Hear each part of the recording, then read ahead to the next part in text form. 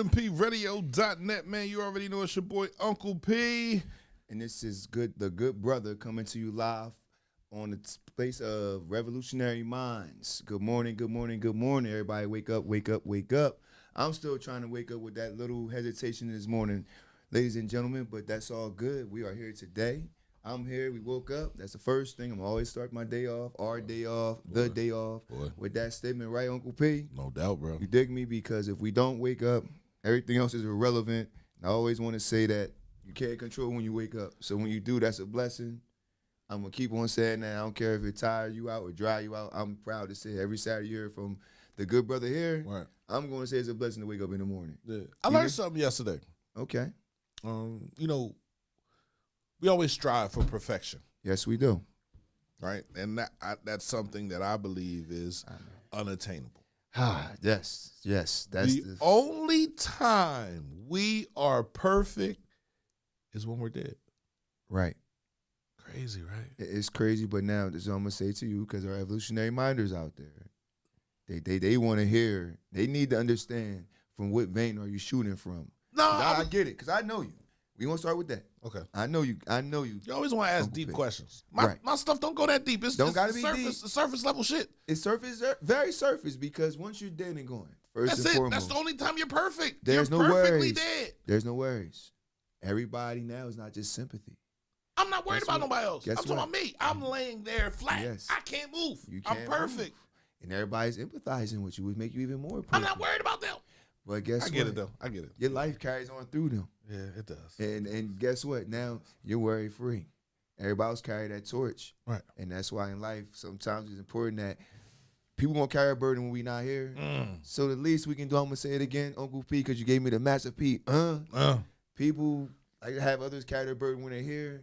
They understand that once they're going, that burden becomes even stronger. Boy. So while you're alive and able, and good morning, my good brother, Billy Rick in the building, fatigued on, let me know what's going today. Oh man, fresh kicks, you know what I mean? The fashion extraordinary over here. You gotta come in nice and fresh and fly. Smell good. Smell good. Listen, we gonna call that the effervescence. Yeah. You know what I mean? We want to put some sage on his good brother over here because he coming in with the good look. How we feeling today? Oh man, marvelous. Ooh, marvelous. Through the name in there, marvelous. There we go. So we want to include you in our conversation. We was talking about, you know, P had one of them good P-isms this morning, and he said that you're perfect when you're dead. That's just what he's starting off for our show. That's not our topic. I can't mess nothing up. Evolutionary minders. Agreed. But I'm perfect. Agreed. Now we have somebody else in on the panel here. The good brother Billy Rick, who says he also agrees. Yeah. So from your perspective, here, state your claim. Why do you agree with that? Like share for evolutionary minders, please. Like P said, you can't mess nothing up. And every day is gonna be the same. Okay. It's gonna be the same. You never gonna fall out of grace. Out of being perfection. Out of grace. Right. Out of your planning. Like okay. George Washington or Benjamin Franklin, I believe. Okay, talk to me. Said they're gonna be perfect for a month. Mm-hmm. Okay. He woke up a minute late one day. Right. His perfect streak was gone. Right. Okay. And did that have a profound effect the next day? Yeah, because he realized there's no living being that's going to be perfect. So here we go. This is before we even get into our good topics here, right? On today's episode, you say strive for perfection. This ties into the everyday fabric of the life that we live in. And also going to kind of compound with today's topic. Right. Why do we feel the need to strive for perfection in the light of others? Is it for you? I love this one. Or evolutionary minders, is it for the appease? The word is to appease to everybody else. What I mean by appeasing is to make it very simple, because we don't want to get scientific and we don't want to go below the surface, right? We want to relate to everybody, make this relatable material. You get me? Understood. Understood. So when I say appease, meaning I'm not saying, baby it up, but just, make it accommodating for that person to feel, once again, that ties into what we've been talking about since we come back on the air. That level of complacency, that identity and that accountability Right, is right. also going to tie into our next piece. Okay. So why do we feel the need to either appease to others that everybody said we did and going? You're not worried about others. Peace said that 5 minutes ago.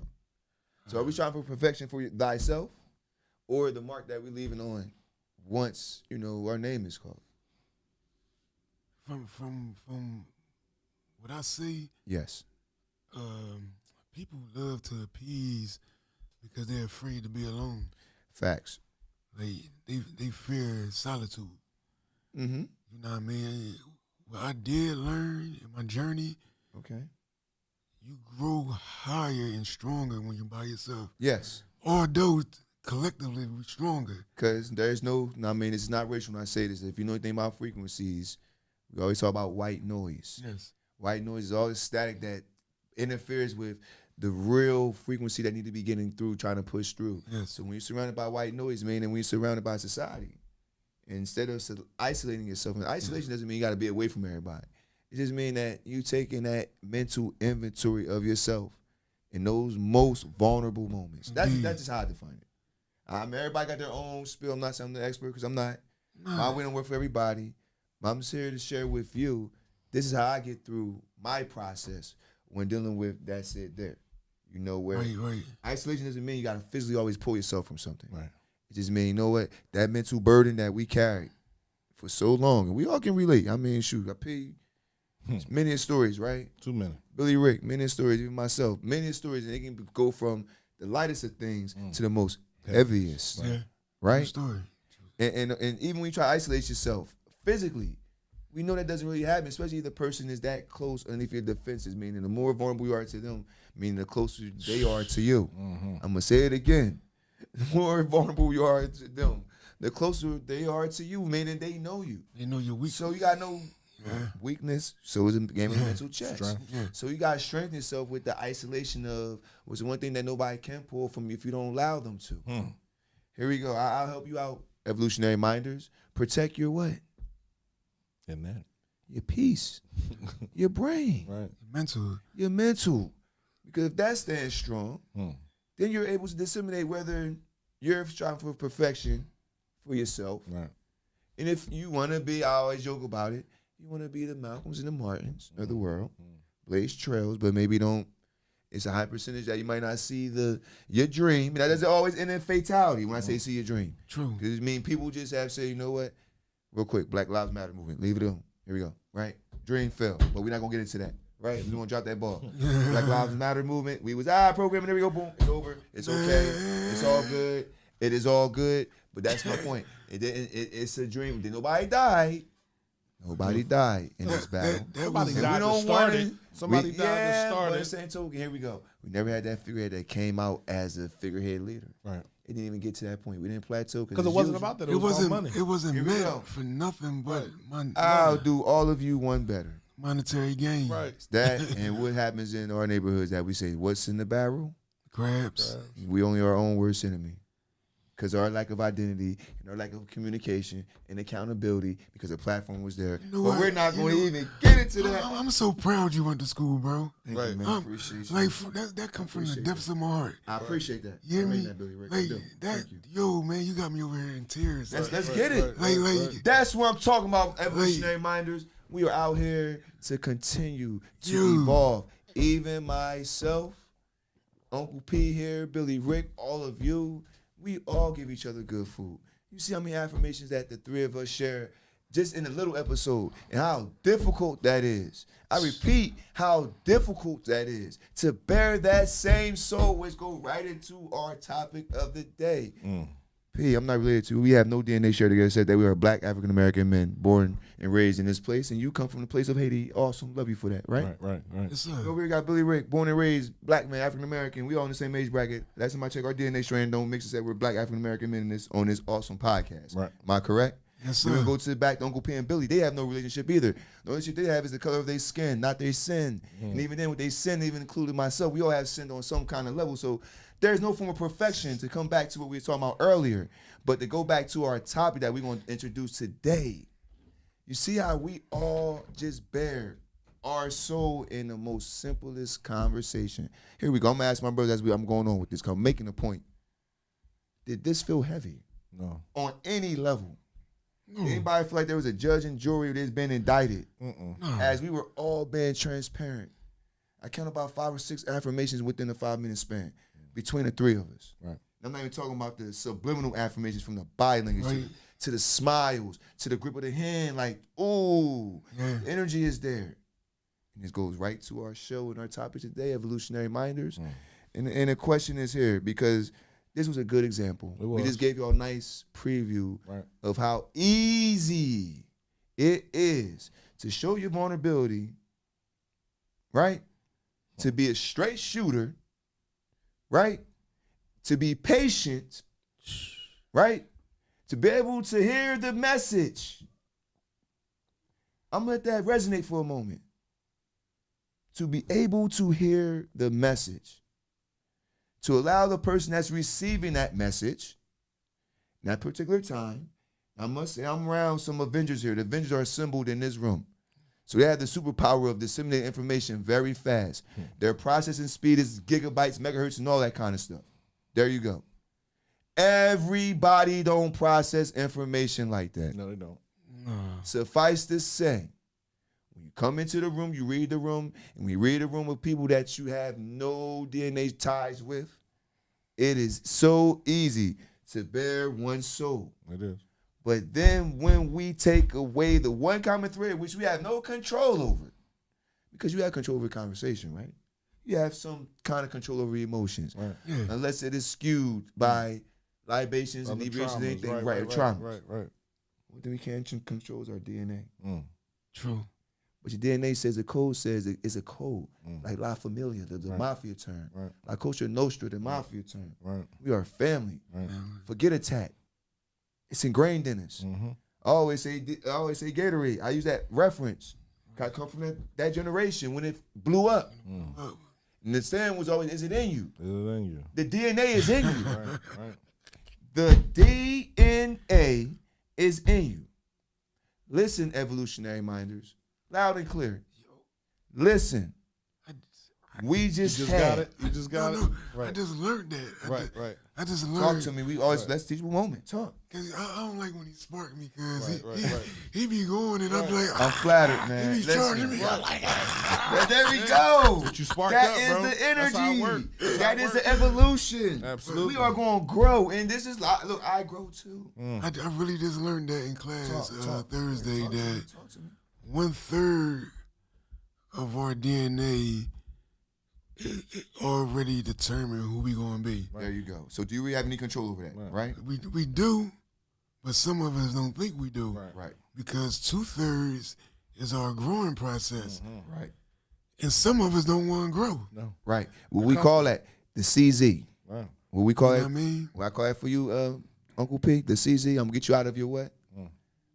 See, Master P again, because you don't want to say it. That's the bull in the china closet. And them walls became way more constricted. Those walls became way more A lot of constricted. shit over here, bro. It is. What's He's a up? bull in the china closet. There's a lot of Stubborn, shit right?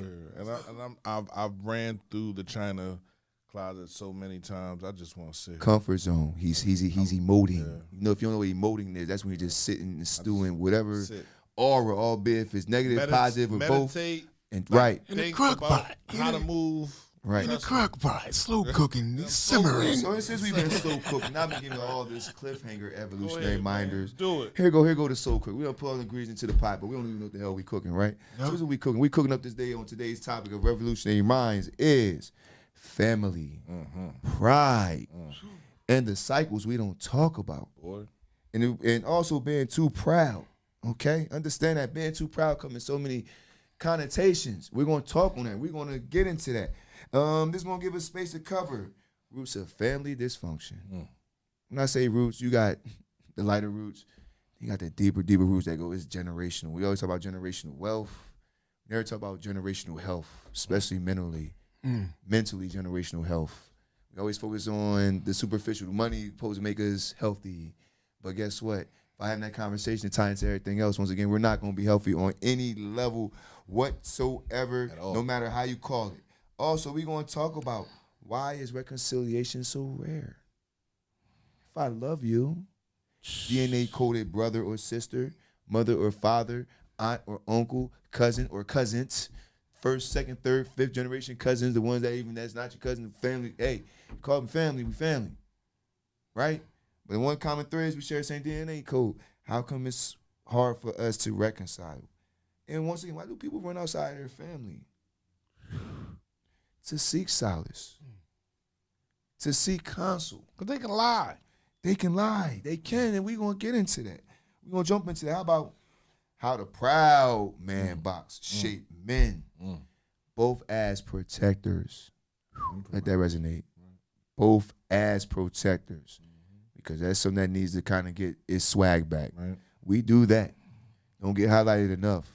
We might do a lot of things that might not appeal to the public eye, especially to our queens out there. I get it. Right. It's a civil war going on. We're going to fix that. One thing the real ones, stand up ones going to do, the ones you're going to protect. Definitely. Without a doubt.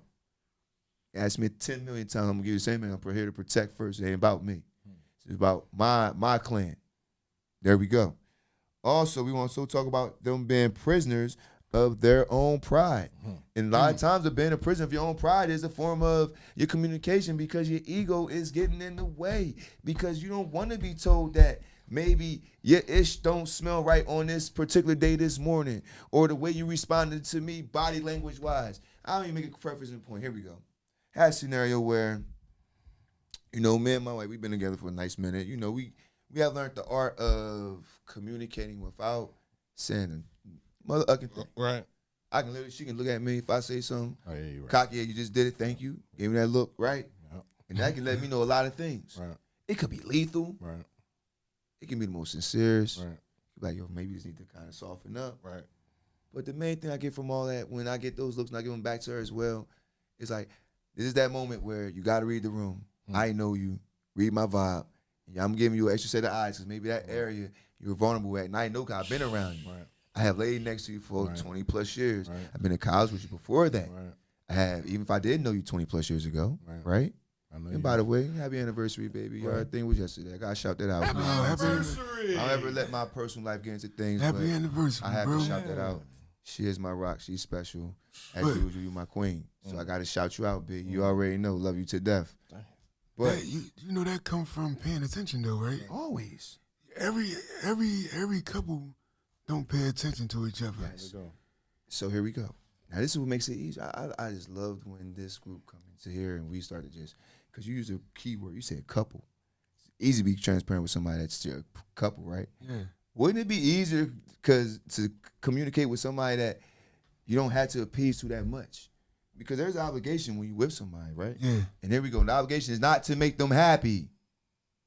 It's to understand them. Yup. That's where we go wrong at. How come it's easy? And I'm going to say it again. I see my man, I'm going to drop the bird again. Relationship with opposite sex or whoever your love partner is, opposite sex, same sex, whatever. We live in a new world, right? I want to make sure we include everybody. Because this good brother here do not alienate nobody. I mind my damn business. I know me as a man where I stand. I got mine. Can't worry about what's on my left or my right. Keep on my pivot, on my swivel.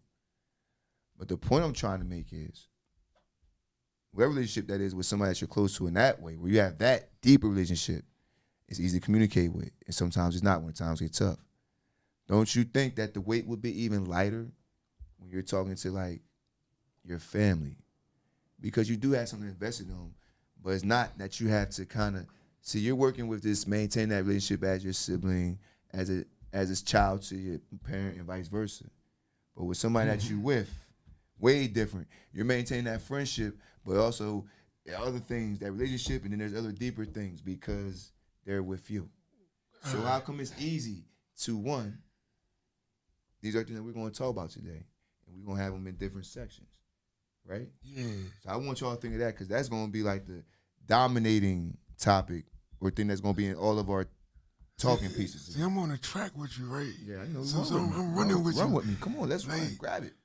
What I did understand, like, as far as, like, I'm bringing it early. I'm gonna bring the topic in early.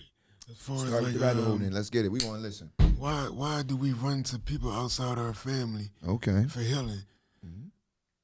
Personally, the people who are our family still hurting. Okay. So the hurt gonna hurt and the heal gonna heal.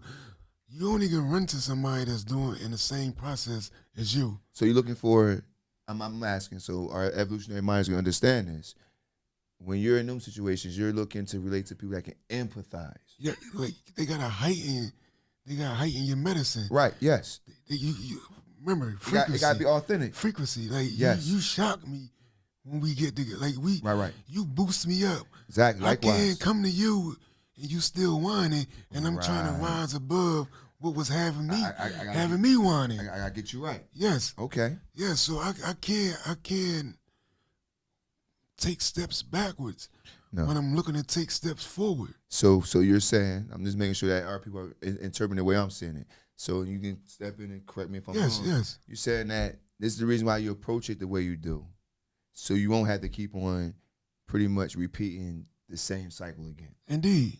So, being in that vein, it is easier for you to go outside of your family.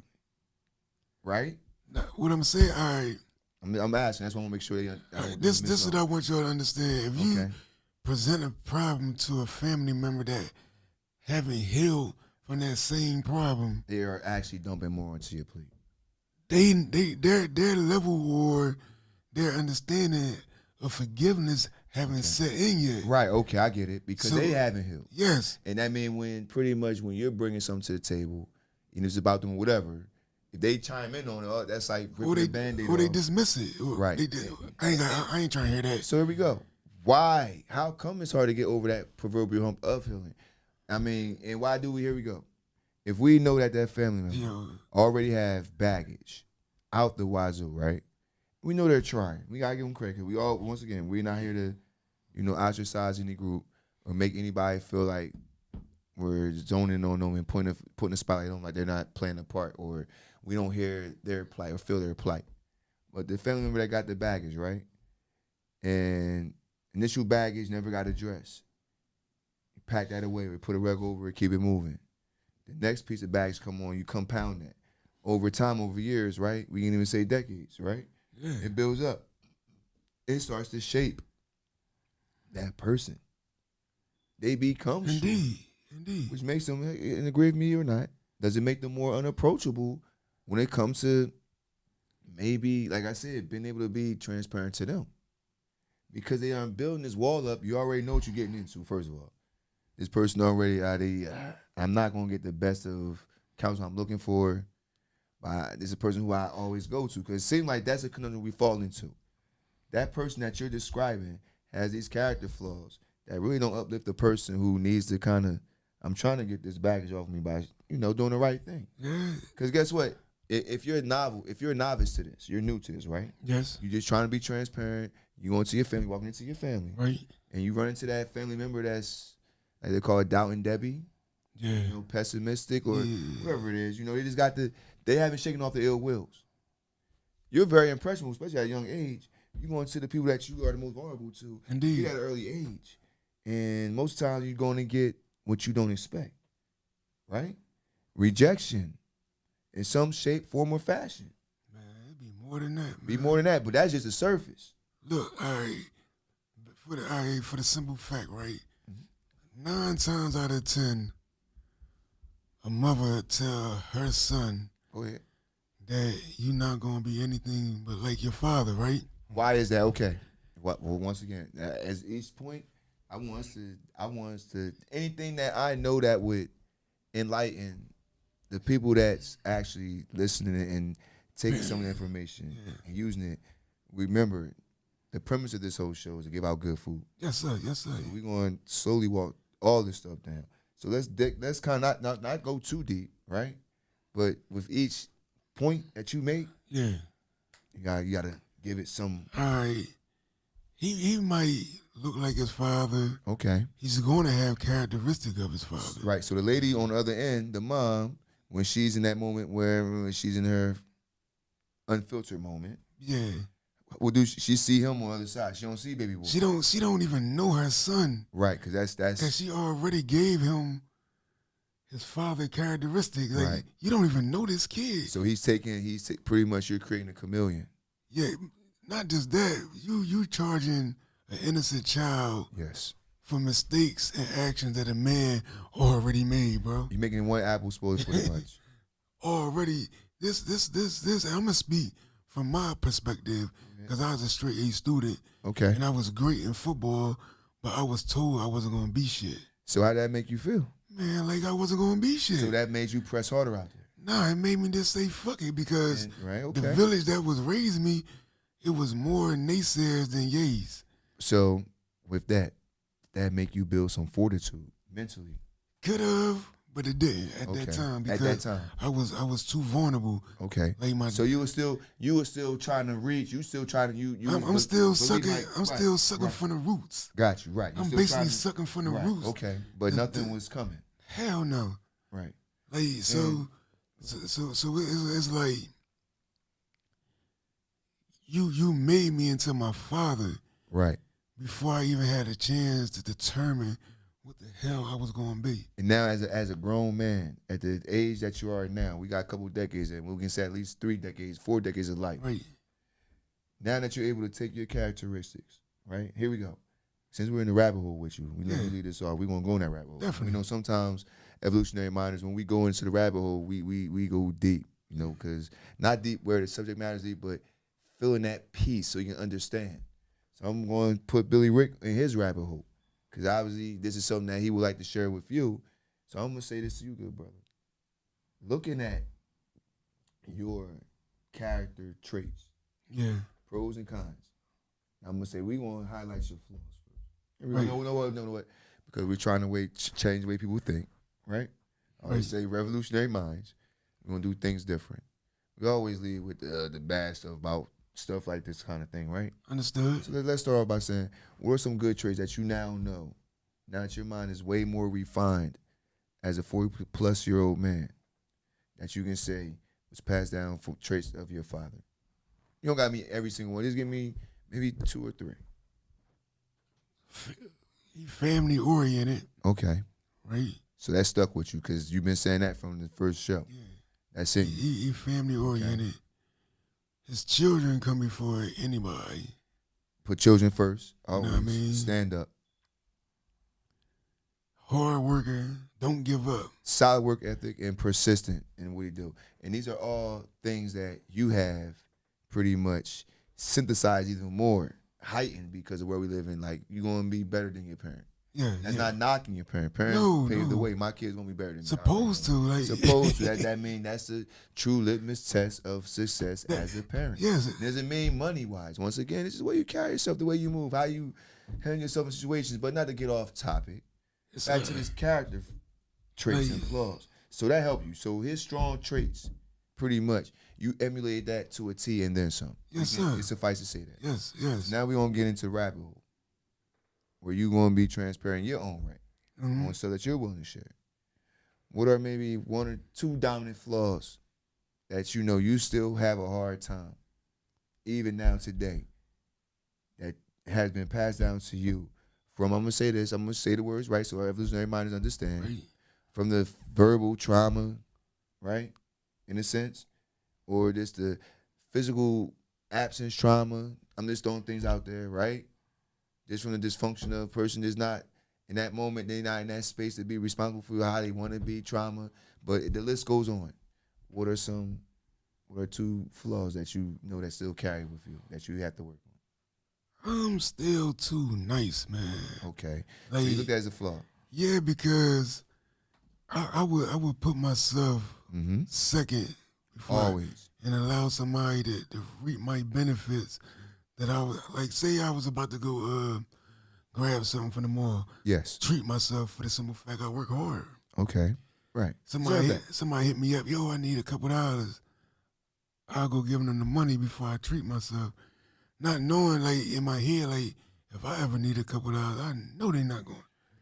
But you still feel like that same person. I'm sure there's people that you did that to, and you knew you needed help. You would not pick that phone up or ask because you knew. But every time they come to you, like you at the ATM. Yeah, so I gotta get out of that. Okay. I really do, because it's somebody might be looking at your cup full, but you're looking at it halfway empty. Right. You know what I mean? So that's a communication piece. Yeah, but you know, the eyes tell a million lies before the brain distinguishes what the truth is. Yes. You know what I mean? So, because I don't complain. Like You know how to. Here we go. You know how to just keep it moving. Like, You're not gonna stay in that space when you see something that's not to your liking. Like, it's more like this though, bro. On some real. Go ahead. Like, We in the rabbit hole. I flatlined 3 times, so Okay. I know how it is to be dead. On the other side. You dig what I'm saying? I Wow. know it. Like I know it. Okay. One time I felt myself Going flat. Yeah. transitioning. I was Okay. talking to my mom, and I'm like, yo. And she like, yo, they dialed 911 in the hospital. Wow. Wow, that's profound. They dialed 911 in the hospital, bro. So I'm like, I come back and I'm in the ICU. I'm looking at her like, yo, did I just check? She like, yeah. Right. So that's why every day I wake up, I You smile. have a whole full appreciation. Like my perception to this reality It's is so different. because every second counts. Yeah. And So, does that matter? Does that matter in the way you deal with your family? As far as the dysfunction that goes on with their family. Knowing what you just said, because that's a lot of baggage. You got a lot to unpack because everybody family, they can't really. when you realize some of the bricks that you go purchase to build your home, you gotta throw away because you can't make the cuts with them, or you can't even stack them on top of another brick, or it's gonna make the foundation wobble. Right. I only deal with the bricks I can use. Right. So you Like, have some gaping holes. Yes. But you know, honestly, we all have those gaping holes because we're not given that whole skill set. Yeah. So here we go. I just know what speaking objectively, not subjectively, in a sense. There's a lot of families out there that people you're gonna be the youngest sibling, or the oldest sibling, gonna be somewhere in the middle. Right. And growing up with your siblings, and even having mom or dad home. If you got mom at home, or if it's mom, or if it's dad and mom, but not at home, one is what I'm saying, but they doing their thing. Right. One thing that you learn within that clan, that first piece, you learn how to just be you reveal your true self to your brothers and sisters, right? Because they're gonna have your back before anybody. Yeah. No matter what. I guess my thing is, when it comes to, they always say, they coin the term family dysfunction. If we are organically building up this bond with our immediate, you dig me? How come as we get older, it starts to become flayed once maybe that trait, which is they say, that family started to be dysfunctional. How come it's so hard to fix that piece? You know what I mean? When it was easy like, to build up that. It's added pieces. Okay. It's added pieces, right? As you get older, you run into different people. You know what I mean? Like, you might got a brother that don't like the girl that you dealing with, so now y'all looking at each other like sideways. Yeah, like right. It's the added pieces in the book. Like, we forget what built this. True.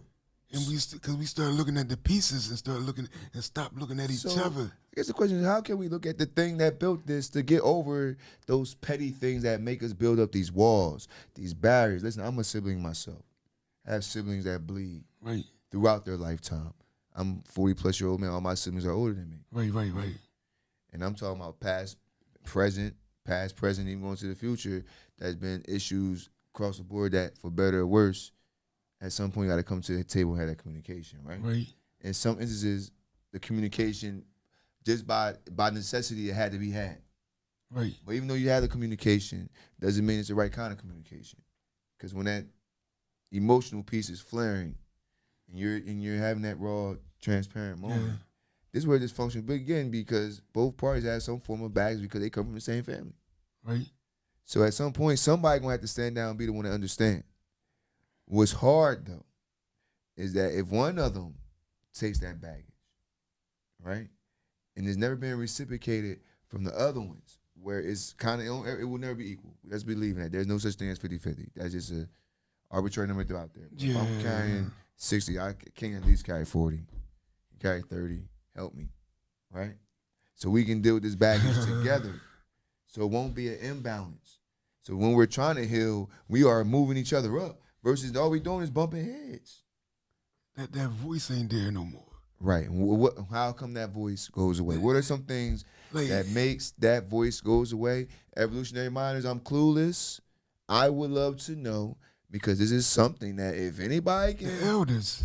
Second. The elders. All right. Well, but we know that. We the same age, basically, right? Right. We It's our were- responsibility. We up. We were structured Yes. by Big Mama. So here we go. We know Big Mama don't exist. And You on know a what I lot mean? of casts, I'm going to say it too, Billy Ray. You dig what I'm On saying? a lot of casts, they say it. So we got to get, look, forget the cliche. I'm We like- need attack right now. Like, What's right now? Big Mama don't exist. all right, well, our grandmothers, Big Mama is sexy.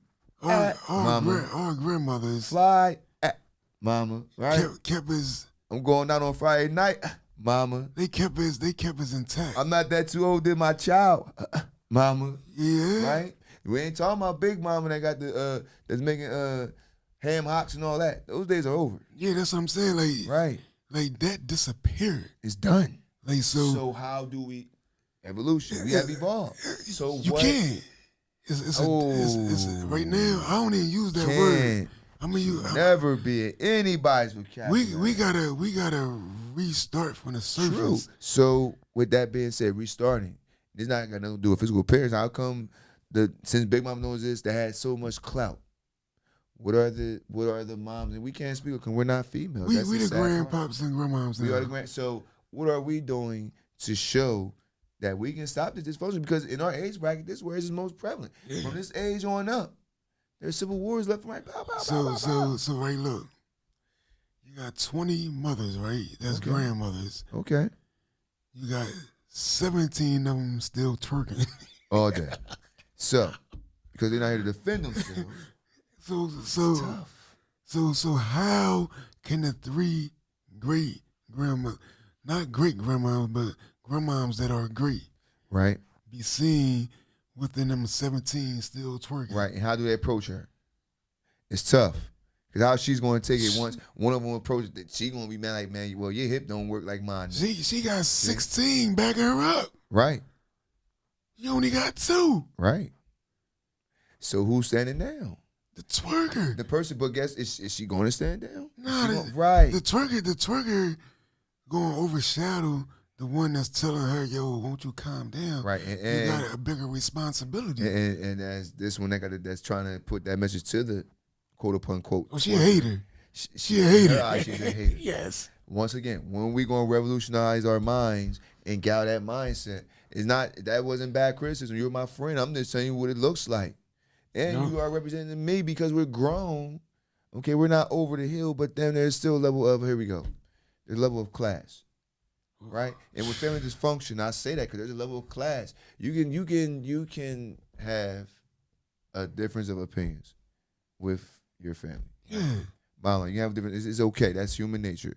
You like pancakes, I like French toast. Not a You bad like thing. Cheerios, I like Wheaties. Whatever the case may be, we're going to have some likes. We're going to have some dislikes. Indeed. Okay? So Indeed. we can agree with that. And it's not a problem. Once again, I'm using these examples because how come it's easy for us to have these kind of talks with stuff like that we still feel stronger about. But then on the other page, when it cuts deeper, like, okay, I don't like the way you talk to me. I'm going to give you that one. Let's talk about this one. Something that a lot of families go through. And a lot of reason why this is avoided is that when it's presented, when you think that you're going to have that uncomfortable or crucial conversation, and the information is presented, a lot of time the person who's receiving that message feel as though the tone, the way you're talking to me, because you're talking at me, we're not actually having a conversation. I mean, this kind of went on. We talked about this a little bit in the first episode, but now this is the main thing about family dysfunction. So when you're talking at me, and I'm sitting at you pointing out my character flaws, how the hell you think I'm supposed to react? But maybe the word talking at you doesn't always mean I'm talking next, like I'm talking to you in a condescending manner. Maybe I'm passionate because this is heavy, serious-ish. Thank you. I can't emphasize this anymore, Evolutionary Mindz, that maybe I can't sit here and tell you that, oh, you know what? You about to die, so you gotta make sure you drink your water. You can't hold back. I gotta bleed it. You can't hold back your I need you to impulse. feel Yes. because I need to get off script, right? I gotta get Yes. off script to shock your system, Yes. to let you know just how much weight this carry for one, how important it is to me. Because when I'm coming at you out of character, and if you know me, I don't ever come at you off script. This is something that's knee deep, and it's all It's about to be a seismic collision course. It's really real. Right. It's really So we real. go out reading the room. How come we can't get past our ego? Take the information instead of having it. Here we go. I'm going to say this. The older we get, the more that we know. So when somebody trying to tell you something, we always want the younger people to listen to us. But I tell you what, you can't paint a kettle black. Them eardrums got all kinds of wax up in them. It's all kinds of wax. Where when you hear somebody talking, you ever watch Charlie Brown old school joint when the teacher talking?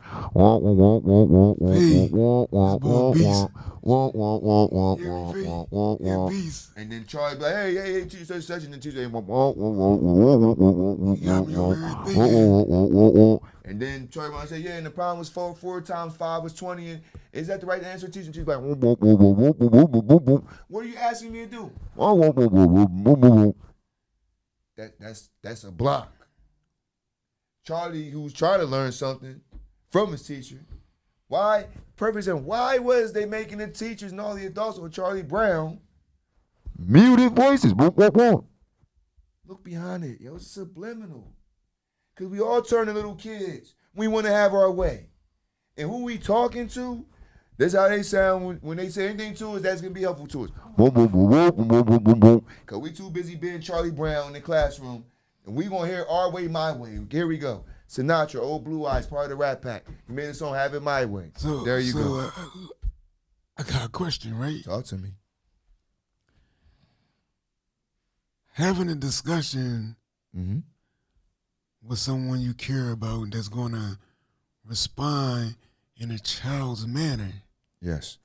And a child's manner could be just tuning you out. It don't even got to be no fire. It don't got to be no fire from the tongue because some people are manipulative with the body language, the non-verbal body language. It could be an arch of the eye. It could be a crack in the neck. It could be just a quick reaction physically, not towards you, but towards something else. You pick that cue up. You already know the door is slammed. They close the door. They close it. But only a reader know that.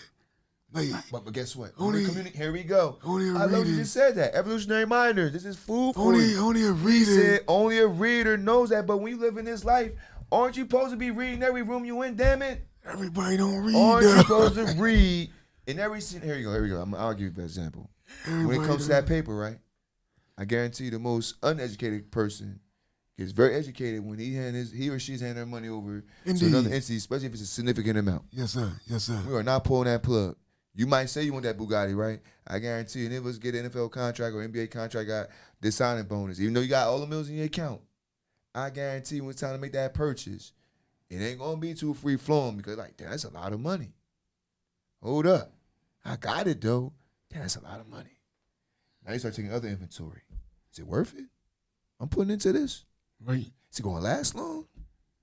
Is it gonna appreciate over time? We're going to depreciate over time. Yeah. The same thing goes with the way we communicate. Yes.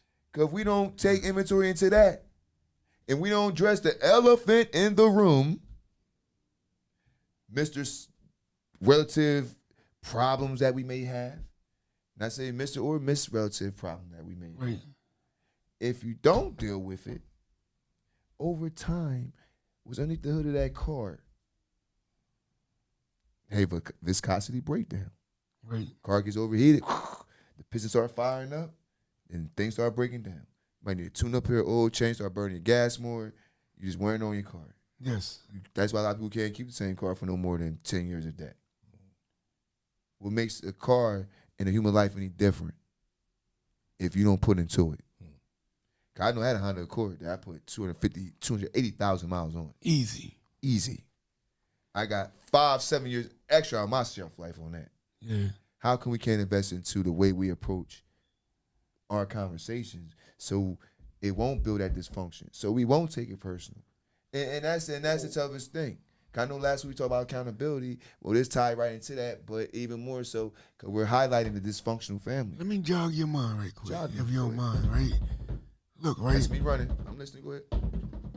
What's your degree of education, right? Did you learn like some of our defense mechanism are built in as subconsciously? Intrinsically, yes. Right. Mm-hmm. I just be thinking. That's Because just, you learn more. Here we go. How many ears you have? I just be thinking that. I'm asking how many ears you Oh, have? 2. How many eyes you have? 2. Well, I got 1. Born with 2. I'll give you one. Here we go, Mr. Billy Rick. You have one now, but that one is sharper than everybody's other one. I believe you. Because guess what? It has to compensate for the other one. So I can say your left eye is damn sure stronger than my left eye. I believe Because you you. got to overcompensate for what the right eye is not giving you. Yes, sir. So guess what? What's that sign? I got 2. You are what they call it with the eye in the middle. That a person has here you go, The personification. overseer. You're woke. Thank you. The He's woke you overseer. up. He's woke you up. You are the walking. There we go. The emblem. Overseer, yes. There we go. So that one eye is woke, right? Yes. No pun intended. But what I'm saying is, with all that being said, Right. that's coming from somebody that's totally enlightened, right? Yes. You say you want to jog my mind, and it's intrinsic. Right. Because what you see, you learn way more from what you see from nobody pointing that example out to you. Yes. Because that's nobody, here you go, that's how you block out the white noise. Life experiences, because you sit in it and you're assimilating yourself in that moment, makes you create a manual on how to move the next time that. Gotcha. And somebody's telling you these things. Now you walk in a scenario, it's not that authentic because you already know how to react to it. Right. So a lot of things do come intrinsically. Okay. You know, from what you see, hey, man, sometimes family around family, they implode. Sheesh.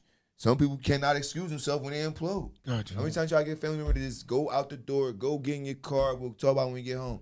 But they got it, hey, man, maybe the barbecue, they had too many libations. And this time, that royalty that came through, they've been ducking each other.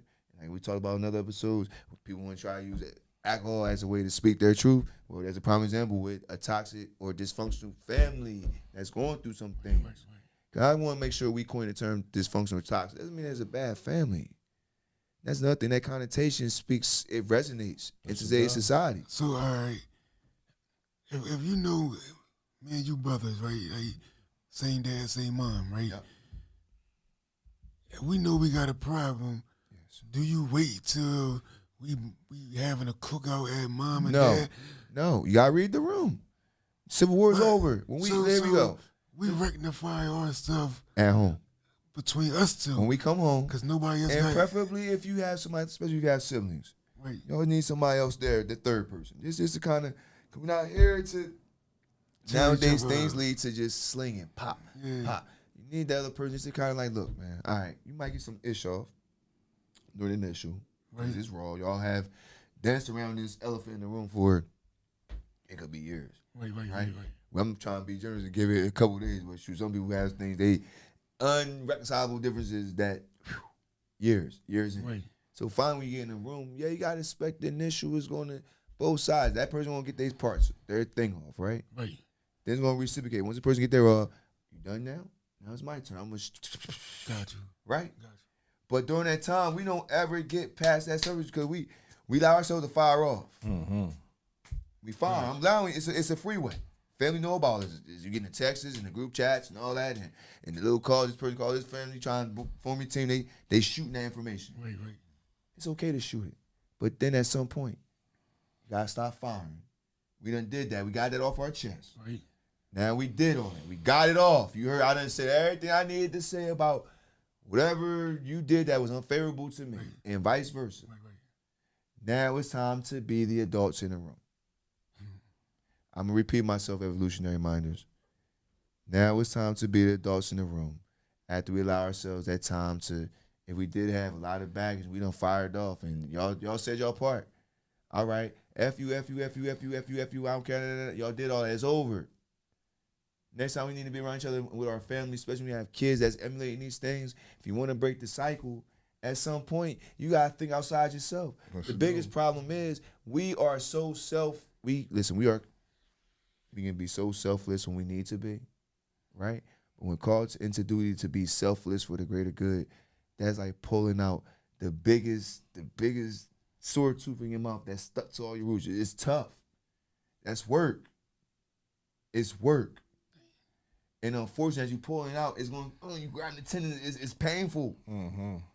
You ain't getting no shot of dopamine because I ain't say a doctor pulling out. I ain't say a dentist is pulling out. I said you're pulling out. Your siblings is pulling out. Your cousin is pulling out. Your mom is pulling out. Your dad, your grandparents, whoever it is, they're pulling it out.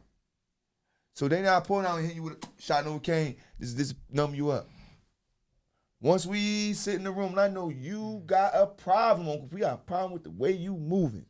Man, you get, excuse my language, Revolutionary Mindz, when you get your ass in that chair, you get your tall ass in that chair. You know I love you. This is how family is, right? We just reenacting. You know I love you. When you know a person loves you, okay, and they're trying to help you see what you're doing, because we can't always see what we're doing, bro. Yes. We're on the train. You Yes. feel me? Yeah. And they call you in, and they say, and they started off like that. Yes. Like, and that's the first thing. That's how they prefacing it, right? You have to lead with love. Thank you. We don't lead with love anymore. We lead with correction. We lead with the sword. And people take that as you're attacking me, right? So That's it. if you lead with love and you call somebody like, bro, like this how I know I have to start off my conversations with my brothers nowadays, right? Because there's too many of us that have they have a distorted view of how people should hold them accountable. Right. There we go. Right. That right there is 99%. You want somebody to laugh, joke, drink, get high with you, and tell you about yourself, as opposed to somebody that's not laugh, joking, and in the right state of mind. And in the right state of mind. Most saying, importantly, yo, bro, like you tripping, right? You drawing. Like how you're viewing this is it's not going to work out the way you want it to. Say it to me. Say, yo, bro, you drawing. Say it to me. No, it's different for me and you. But did this I'm reenacting forever. In a way that we would talk. No, the way the general public would talk. They wouldn't say nothing. Here you go. Okay, you gotta give me some of that. Right. I'm gonna give you me and you talk. They doing the stage play. Let's try. Shoot me. This shoot me. This say, bro, you drawing. Yo, bro, you draw. What are you talking about? Nah, seriously. Like, we need to have a conversation. Like, but what do you mean? What you already know? That thing that you said. All right. That you were doing. Okay. You're not following it through the way. But I seen you do it before. Not like that. But you did it. Yeah, I did it, but not like that. So it's okay for you to do that shit, right? I didn't do it the way you're doing. So we're gonna pause that. That's an exchange. That's generic, right? Resistance, heavy. Yeah. P didn't come from nowhere, but pretty much he's saying, bruh, you drawing. You draw. A lot of times, let's be honest. This is how it's prefaced in the beginning. Oh no, it's a lot. It's a lot. Always prefaced, right? It's a lot harder than that. Is y'all living in my brain or something? Right. Yes, we in here. Cause this we're in the rabbit hole. This where I've been at this whole week, bro. Wow. Like this was my chain of thought this whole week. I'm like, dang, is people rebellious to the truth? That's why the truth hurt. Cause somebody that accept the truth, it doesn't hurt them. No. So here we go. Me and P just reenacted the generic. Before y'all went live, me and P, we been working on unscripted, fake documentaries behind the scenes without no live footage. Absolutely. Right. We have done this for 3 straight weeks now. Right. Literally, I've been thinking about it, Dad, if we was to ever put the behind the scenes footage out, goodness, that might be Emmy worthy. Right. No pun intended. It really is that heavy and real. Right? You can attest to this. So he said, let's go for when it. we reenacted it. Now I told him, listen, I'm a visionary. I done been told P. We working on that, but we letting this thing grow how it's gonna grow, right? So I said, he said it. He's like, well, Mark, he said, good brother, man, you don't talk like that. Right. I had to force him to look at me in a very generic light, right? Because he know my response. And if we try to reenact it, it wouldn't be as authentic off camera. But we can try. But so if he was to say, I'll switch roles, I'll say to him. Because remember, we are on the air not creating, but showing the world CMP radio followers, and it's, most importantly, our evolutionary minders. Right. The evolution of John P, the 2.0, which I say is 5.0, because he's on a mission. Shit, 8.0. It's been 8 So years. if I tell my man 8.0 even better, 8.0 but 2.0 to go, because we on year 10, this is when it's going to spin, baby. Right. There we go. Right. So I'll say it to you. We gonna reenact. I'm gonna role reversal. But now we gonna do how we talk. Right. Yo, P, man, you drawing, man? You good?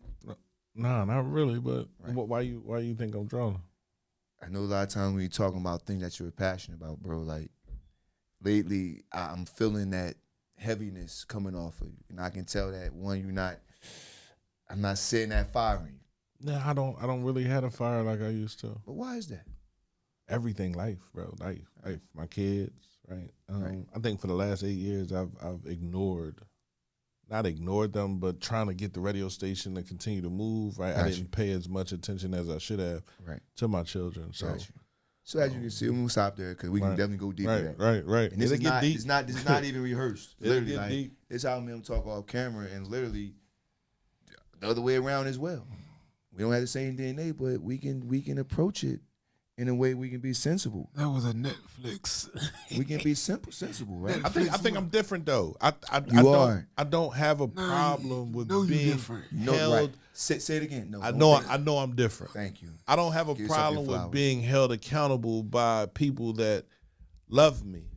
But even I can be held. I've been like, all right. So when I was running the streets, whenever I went to court, I just say, yeah, I just want to plead guilty and get this over. Get out the way. Comfort zone. I don't have no problem with being held accountable. I don't have no problem with the punishment, right? Because my dad was one that made me understand every action has a reaction, and if you do something that's going to cause me to give you a punishment, you're going to accept that as a man. Accept your punishment. So here we go. This goes right with being a real raw and That's why I got a problem with snitches, bro. But this is why we been raw and cut with you. Because in your segment here, why does healing start with honest conversations? You just dropped that right there.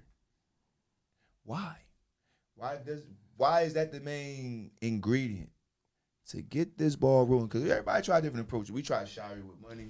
Sometimes it just kind of shut you up. No, we go back to what y'all were talking about with Big Mama, right? Okay. Back in the day, we all believed that what happens in the house, what? Stays in the house. Stays in the house. Facts. So silence became the way that we dealt move with. Which here you go. Uncle was tearing little cousin up. You feel me? Breaking in the house, stealing stuff, but nobody ever talked about it. Nobody ever pulled up on Uncle and said, yo, man, chill. Right now, it was going accepted. through something. Allow him to go through something. Especially drug dealers in the family. Like I said, like you got drug dealers in the family. Right. There's one in every family, bro. Literally, like I remember listening to what was that? Fiend. You feel me? Like No Limit when he had that album joint and it said there's one in every family. He wasn't just talking about fiends, bro. He was talking about everything that we sit out here and we look out here in the world. All the ill wills. It all makes up. It's one in every family, right? Yes. Like you can have a drug dealer in every family, a thief in every family, a liar in every family, a thief in a gay person in every family. The list goes on. Like, the list goes on. There's one in every family. We all have them in our family. So when you think about how Big Mama used to tell us, man, just don't talk about it. Right. It furthered everything. So when so Big Mama also, here we go. Wow, you just dropped it. Right. Now Big Mama loved you. Here we go. Big Big Mama. Big Mama is kind of part of the problem. Because here he goes. Swept shit underneath the rug. She didn't know. She didn't know. Too. So here we go. She had the wisdom of the old days. So here we go. But not enough. So not enough to know. Out of the comfort zone. I'm about to hit y'all with a boomerang. This cycle stop. Where we stop blaming the past. We don't blame anybody. I blame, but even here we go. That's how we stop it. We stop blaming anybody. So when we start blaming, and we start building and facing what can we start? Here we go. Stop blaming anybody. When can we start facing everything? Face it. Look, the man and the woman in the mirror. That's it. Matter of fact, I do better. Go ahead. I gave my son the freedom of expression. Always, yes. My household too. Yep. Like I was like, yo, I need to know everything about you. Right. Tell me. Can't be a closed book. What's up with you? I need to know your frequency. Express it how you want to express it. Meaning, all right, you can talk to dad foul. Here you go. If it pretty much calls for him to say a curse word, in his emotion, because it's raw and it's real, and he's not just doing it because he's getting over it. Yes. The young king is allowed to say, you know what, this MF is getting on my nerves because like you've been pull more pain. I can't take this shit. Right. Like I'm like if he express it to me like that. Yes. We gotta go address you gonna let him ride now. We gonna get to that. Come on, we can't sugarcoat. Right. We gotta go. We gotta be kind of on site without being on site. Evolutionary Mindz, meaning he's been a proactive father. I want to make sure we're telling y'all this because I don't want y'all to think you're talking about on site. You about to go blast the world. But we got to make sure we disseminate the information. I'm healing up, right? Right. My son came and he was like, Dad, the bus driver said he gonna cut my nuts off. Whoa. Okay, that's on site. I said, what? That's on site. We got to have a conversation. I'm talking about, I ain't even supposed to be out the house, bro. Nah, but your father and I jumped up. I took him to school the next morning, picked him up. Come on. I'm about to poke the ball. You was on go. I'm about to poke the bush. Right, you on go. I got the knife tucked on the side. I'm like, tell me what you told my son. He like, He read the room. He like, nah, we play like I said. He read the room. Tell me what you told my son, though. Saved his life. I don't even want you to say, yo, I want to hear what you told my son. But he read, here you go. Forget read. He felt it. Man. If he felt it, because I'm feeling right now, I might, let me move my children. I'm like, yo, don't even talk to him. Revolutionary Mindz. Don't get away from Billy Ricks. He's scary, man. I'm like, don't even talk to him no more, man. He tapped into his inner demon, and right now I felt all that. No, you good, bro. I know. Listen, I gotta let that resonate a little bit. You know what I mean? I had me a little scared, but guess what? That joint just had me in my One bag. thing about the good brother, I'm never afraid, man. We gonna always stand tall. And right now, we have to understand what's going on outside of our homes, also inside of our homes. Don't right? care. When we're dealing with this freedom of speech. Right. So going to being in your raw uncut. Right. Why do we have to start with that piece? Like, why is that essential before like any other route was taken before? Before that? Right now, we have people that are trying to censor us. Right. Definitely. Censorship is big. They call it cancel culture. That's all it is. Cancel culture. It's not, censorship is bigger than any other thing that we've ever dealt with in this country, right? And you see what's going on. I'm not saying it's bigger than slavery, right? But it's big. It's close because they're controlling. Because they're controlling you even after they gave you the freedom of speech. Now they tell you can't use it. So now you can't use it. So we're in a dictatorship. And in your own household. And nah, because I'm saying within the family, because we want to stay there. I get it. But we don't want to go universal yet. But we're cool with it. Yep. Because we really don't communicate too much anyway. So black people are like, oh, I ain't worried about that. But no, once they tell you how to talk, then they tell you how to eat, then they tell you how to walk, then they tell you how to poop. Hey, this ain't what I signed up for. Yeah, but you didn't pay attention when it was first happening. Yeah. So once again, how do we transfer that in a dysfunctional family? We transfer that by talking to our children with love. We transfer that by conveying to our children. What is this? It's not my phone.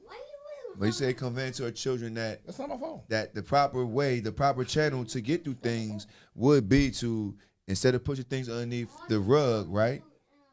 That we would actually be brave and be bold enough to confront and be able to know that who I'm talking to, it is coming from a place of love as usual, right? If it's coming from there, how personal should I be taking that I'm trying to attack your character? You shouldn't fall apart if I'm telling you something that you're not doing. That's just what it is. You know what I mean? But unfortunately, that battle, because you know, like you already know that you already choosing outcomes if you approach it this way. That's the first thing. You're choosing outcomes. Like, well, if I say this to this loved one, they're gonna take it the wrong way, and then so maybe I don't say it this way. But then if I say it that way, my message not as powerful, so they never gonna change. So eventually we find ourselves in this vortex where we're isolating. That's why I'm stuck at. That person. I'm stuck right there.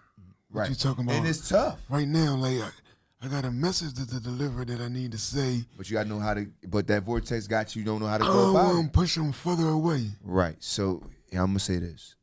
In my example, I know I do talk, and I have been down these channels as well. The best thing to do when you're in that place, when you don't know you gotta trust the process, and you just gotta let it play out. And if, as you said, vortex keep coming around, it'll start slowing down. And then eventually it'll start to kind of fade away. And then when it's not doing that, then you go in, and at that moment when that wall come down, that's when I get in there immediately. But the responsibility on your end is you're going to have to observe that, because they're not going to call you and tell you I'm back. No, they not. I mean, you got to pick the time. You got to, here we go, we got to put some work in. Yeah, what I was doing, because it's emotions behind my response. Always. What I was going to do was allow my emotions to like dissolve out. But can I got you this. And speak logically. Okay. It's one thing to let your emotions dissolve out when you're not too close to the cheese. Right. The closer you are to the cheese, I get it. Places where you have been, I'm sure it's easier for you now to compartmentalize certain things. Yeah. And be very, I like to call it, I like to say robotic. the world might say they call it sociopathic. They're not calling you one. I understand. They're saying like because we're so calculating, and when we do choose to say things, it's like it's hitting right in that vein. Pow. Right. It ain't letting up until we get what we want out of it. Yeah. You're not throwing 1,000 punches to get one hit. You're gonna throw your one, and it's gonna hit, and it's gonna resonate more than 1,000 hits. Yes. So that vortex that you in, you have a grenade on you. The pin's been pulled out. It's been pulled. You got it. You can't put it back in. Right. It's just like, when do I toss it and know what's gonna come out of it?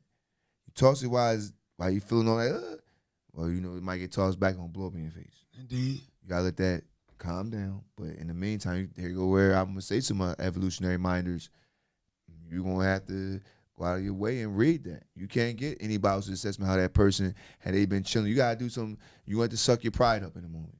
Yeah. You're gonna have to kind of not be fully immersed in the world, but you're immersed in the world enough that they see that they starting to feel comfortable around you. Right. You can't come like, here you go. You have relationships with all your relatives, right?